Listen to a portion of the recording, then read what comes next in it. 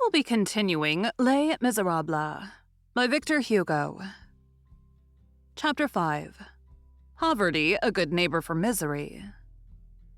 Marius liked this candid old man who saw himself gradually falling into the clutches of indigence, and who came to feel astonishment, little by little, without, however, being made melancholy by it. Marius met Courfeyrac and sought out Monsieur Mabeuf. Very rarely, however, twice a month at most. Marius's pleasure consisted in taking long walks alone on the outer boulevards, or in the Camp de Mars, or in the least frequented alleys of the Luxembourg.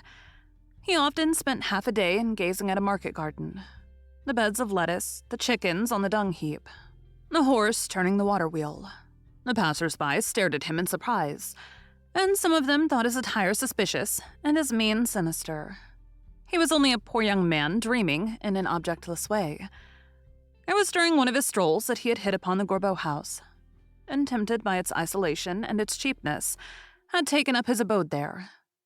He was known there only under the name of Monsieur Marius. Some of his father's old generals, or old comrades, had invited him to go and see them, when they learned about him.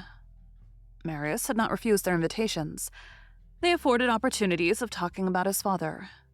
Thus he went from time to Comte Pajol, to General Bellavesne, to General Freron, to the Invalids.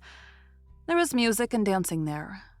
On such evenings, Marius put on his new coat, but he never went to these evening parties or balls except on days when it was freezing cold, because he could not afford a carriage, and he did not wish to arrive with boots otherwise than like mirrors.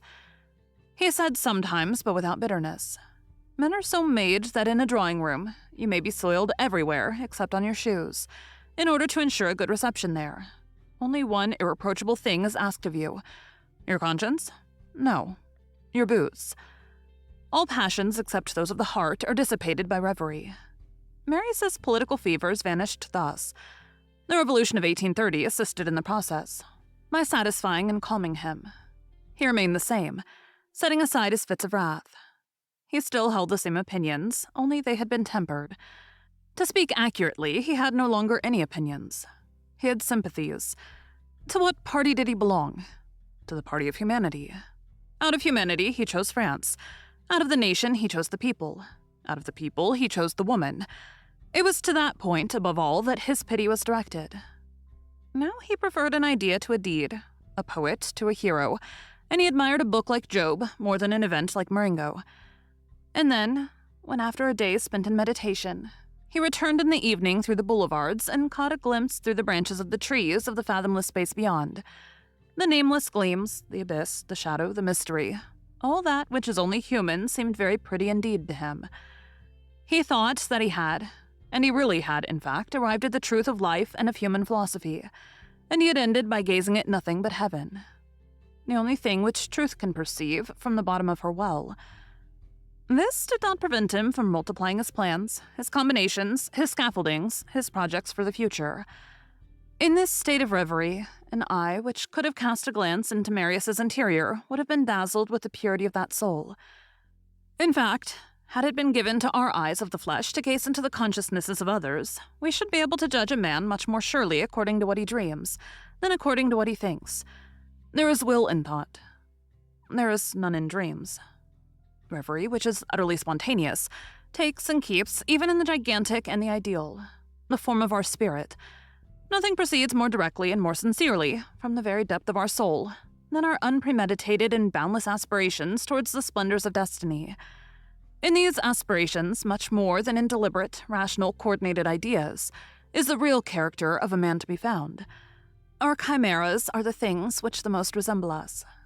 Each one of us dreams of the unknown and the impossible in accordance with his nature.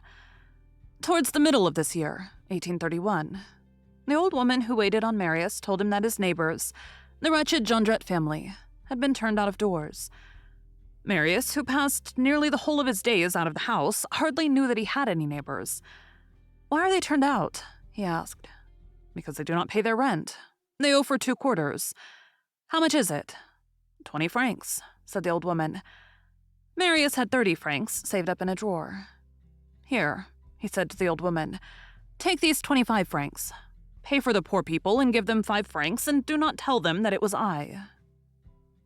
Thank you for joining Bite at a Time Books today, while we read a bite of one of your favorite classics. Again, my name is Bree Carlile, and I hope you come back tomorrow for the next bite of Les Miserables.